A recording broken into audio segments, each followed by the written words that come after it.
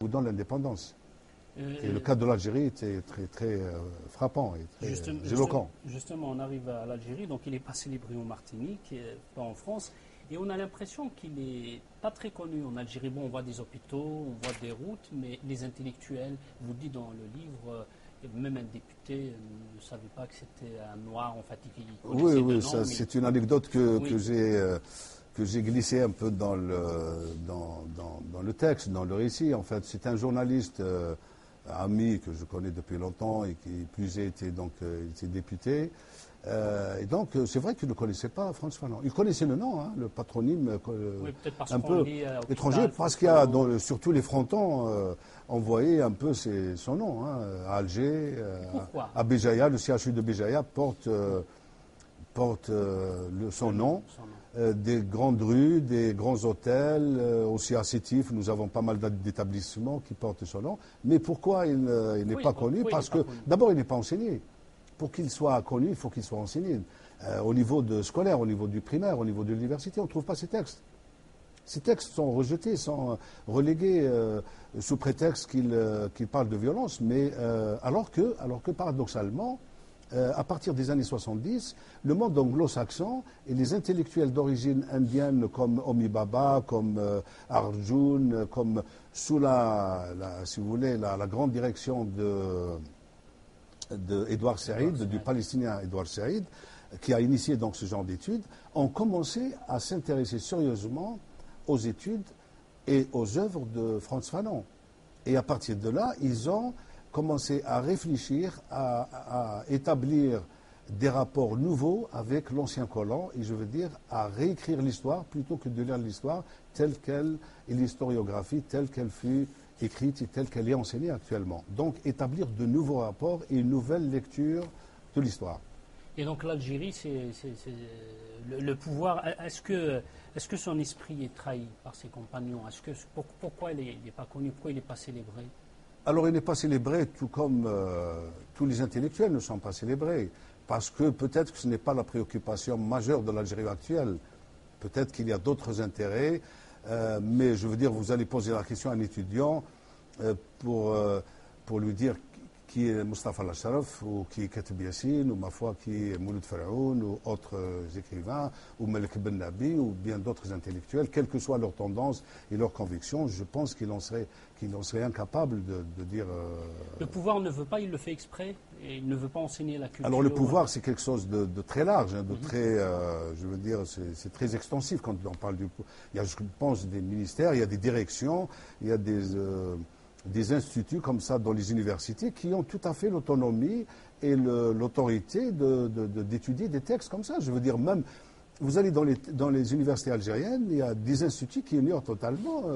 C'est d'ignorance pour vous alors? C'est d'ignorance parce que les gens ne lisent pas, parce qu'ils sont captés un peu, ils ont l'esprit un peu happé par d'autres intérêts, par la rue, par le sport, par des dérivatifs, par des choses, des soporifiques un peu comme ça qui les endorment. Vous dites qu'on encourage plus le sport, hein, je crois le sport que la culture. Pas seulement en Algérie, mais je crois que je ne sais pas, hélas, c'est une véritable malédiction que ce tiers-monde qui cultive un peu cette, si vous voulez, cette folie un peu du sport. Non pas le sport en tant que pratique, je suis entièrement... je suis entièrement partisan du sport. Je suis moi-même un sportif, si vous voulez, en tant que pratique, mais le sport comme ça, en tant que spectacle et en tant que, je veux dire, source un peu de problèmes et de conflits jusqu'à ce que deux pays à très haut niveau puissent aller se guerroyer un peu pour un match de football, je trouve que c'est complètement aberrant, quoi. Et que le pouvoir utilise ça justement pour... Certainement, peut-être oui, je pense que le pouvoir, vous savez, comme le pouvoir en France ou aux États-Unis, il y a toujours des utilisations et des exploitations un peu abusives d'un thème ou d'un autre, d'un sujet ou d'un autre. Alors je sais que vous allez souvent donc en Algérie rencontrer des universitaires, vous allez des étudiants des universités. Quel est le constat que vous faites de l'université algérienne aujourd'hui? Déjà à travers pas mal déjà je l'ai déjà signalé dans des articles dans la presse, notamment la presse nationale. J'ai même écrit un article qui s'appelle, je crois, La crise de l'université algérienne. C'était en 2005 ou 2006 dans un des grands quotidiens nationaux. Hélas, l'université algérienne est en véritable perdition, elle périclite, je veux dire. Avant, l'université avait un niveau quand même valable, un niveau honorable au niveau intellectuel, au niveau scolaire. Je me rappelle quand on est venu en France, on n'avait pas besoin d'une équivalence pour intégrer un peu l'université française et être sur les bancs des camarades français. On était totalement acceptés, on avait un bon niveau. Maintenant, il est vrai que peut-être qu'il y a d'autres préoccupations qui font que, si vous voulez, l'université n'a pas un peu sa place qu'elle doit avoir réellement. Il y a beaucoup d'enseignants qui sont partis. Bien sûr. Il y a beaucoup d'enseignants qui sont partis à l'étranger. C'est une véritable hémorragie, ce brain drain. Beaucoup d'enseignants sont partis aux États-Unis, en France, au Canada également beaucoup, et qui sont capables, c'est-à-dire si vous voulez, tout cet arsenal, toute cette intelligentsia algérienne à l'étranger, si elle rentre au pays, je pense qu'elle serait capable de faire beaucoup de choses, parce que c'est des gens qui ont beaucoup d'expérience, qui ont beaucoup écrit, et je pense un universitaire qui n'écrit pas, c'est quand même dommage qu'on soit à l'université. Et ce qu'on peut remarquer à l'université algérienne, c'est qu'on voit des professeurs, des soi-disant docteurs, moi je ne sais pas quels sont ces titres qu'ils s'octroient de docteurs et tout, mais qui n'ont pas publié un article dans un journal de leur vie. Ça c'est quand même, je veux dire, ce n'est pas très digne d'un universitaire. Alors qu'ici, je veux dire, vous pesez, vous valez par rapport à ce que vous avez, ce que vous écrivez, voilà. Et je sais aussi que vous préparez un livre sur la guerre, sur la guerre d'Algérie. Alors, à votre avis, est-ce que l'histoire de la guerre d'Algérie, on a tout dit ou pas encore? On a des choses, on n'en parle pas assez, on a peut-être des tabous. On n'a pas encore tout dit aux Algériens sur la guerre. Vous voulez peut-être anticiper un petit peu sur mon roman, mais je vous réponds quand même. Oui, bon, d'abord c'était un roman que j'ai écrit sur une bataille qui s'est passée à Sétif. Voilà, une bataille pendant le novembre 54, donc le début de l'insurrection. Oui, sur fond d'histoire, si vous voulez. Je mêle un peu la fiction et la réalité, mais c'est quand même un roman avec tous les artifices esthétiques d'un roman, donc c'est très romancé. Mais on comprend très bien que l'histoire de l'Algérie est encore à faire, est à écrire. Parce qu'il y a des pans entiers de l'Algérie, de la connaissance de l'Algérie qui sont occultés, qui ne sont pas connus pour des raisons ou d'une autre. Je pense qu'il y a des intérêts au niveau de l'Algérie, au niveau de la France. Il y a des choses qu'on ne veut pas dévoiler parce qu'il y a encore des passions. Ça ne fait que 50 ans et on pense qu'il y a encore des passions. Ça peut susciter des passions, ça peut susciter encore des haines et des mauvais rapports entre les gens. Mais je pense que l'histoire de l'Algérie est à véritablement écrire parce que, d'abord, je le dis toujours, les véritables combattants sont morts, très peu sont restés. Les véritables combattants, ceux qui ont fait le djebel, c'est-à-dire les véritables maquisards, ceux qui peuvent se prévaloir d'une quelconque référence maquisarde, ceux-là, ma foi, je pense qu'ils n'attendent rien de l'Algérie, qu'ils n'ont demandé ni reconnaissance ni dédommagement.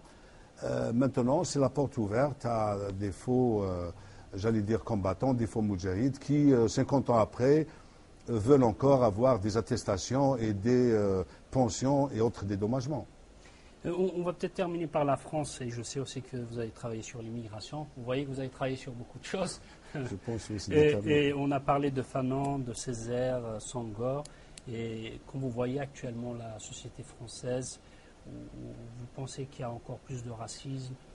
On a parlé du sport tout à l'heure, on se rappelait il y a quelques jours de l'histoire des joueurs d'origine étrangère, des blacks et tout ce qui s'ensuit. Vous avez que la société française se referme sur elle de plus en plus, qu'elle n'a pas encore elle réglé aussi son histoire avec ses anciennes colonies? Oui, je crois par rapport aux pays anglo-saxons, la France reste quand même un pays fermé, un pays, hélas, en dépit de certaines volontés. Ce n'est pas toute la France qui est raciste, hein, donc faisons la part des choses. Mais je crois qu'elle reste fermée parce que Déjà au niveau scolaire, moi je table toujours, si vous voulez, sur l'enseignement scolaire. Déjà au niveau scolaire, il n'y a pas assez d'enseignement qui montre, si vous voulez, la part des choses, qui montre les différentes religions, les différentes langues, les différentes cultures, avec le respect des uns et des autres.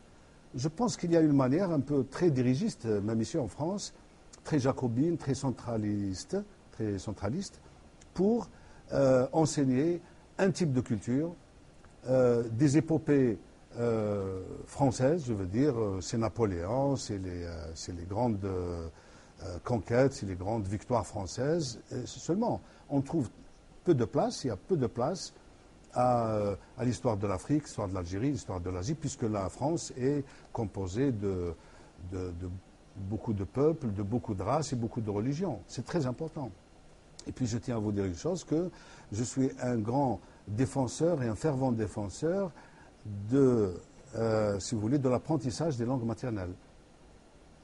La langue maternelle, au-delà, si vous voulez, de son aspect langagier, de son aspect linguistique, c'est quand même un équilibre et un repère extraordinaire pour l'enfant. Quand un enfant apprend la langue maternelle, s'il est kabyle, il apprend le kabyle, s'il est chinois, il apprend le chinois, s'il est arabe, il apprend l'arabe. Et après viennent, si vous voulez, se poser, j'allais dire, sur cette langue, d'autres langues qu'il apprendra bien, qu'il connaîtra très bien, qu'il pratiquera parfaitement, plutôt que de le sevrer de sa langue maternelle. Et il aura beaucoup de déficiences, d'où cette agressivité et cette impulsivité qu'on voit un peu chez les jeunes de banlieue. Alors, une dernière question, on arrête là. Que pensez-vous des révolutions qui arrivent actuellement en Afrique du Nord, au Moyen-Orient? Je pense, je ne sais pas s'il est tôt ou tard pour se prononcer réellement, mais une chose est sûre, c'est qu'il y a un phénomène qui est irréversible. Je pense qu'il y a une chose très importante, qu'on n'est plus, si vous voulez, dans ce rapport de l'héritage et du legs un peu du pouvoir à son fils ou à son frère ou à son cousin ou à sa femme. Il y a quand même une rupture avec ces pouvoirs qui ont toujours dominé les sociétés du tiers-monde et les sociétés arabes notamment, en l'espèce. Et je pense qu'on ne peut pas revenir en arrière. Il y a au moins une chose qui est sûre, c'est que le peuple arabe et la rue, le peuple, si vous voulez, d'une façon générale, a gagné une chose, c'est que ces gens qui dominent et qui n'ont pas du tout le sens de la démocratie, du respect de l'autre, vont pouvoir réfléchir à deux fois avant de, si vous voulez, de passer à des actions ou à des grandes décisions. Et pourquoi en Algérie ça n'a pas pris, même si le président va nommer une commission qui va peut-être proposer des choses? Mais la rue n'a pas pris pour on va peut-être attendre les résultats de cette commission, mais bon, on ne peut pas comparer quand même, je veux dire, chaque société a ses caractéristiques et ses choses personnelles. Donc l'Algérie n'est pas comparable à l'Égypte, si vous voulez, pardon, ni en Tunisie, ni à la Tunisie, ni à la Syrie. Chaque pays, je pense, a sa personnalité, a son cachet spécial, a ses caractéristiques et sa singularité. Merci, M. Abdelkader Benarab. Je rappelle que vous êtes l'auteur de France Fanon, l'homme de rupture, c'est aux éditions Alpha Bar. Merci beaucoup. Merci.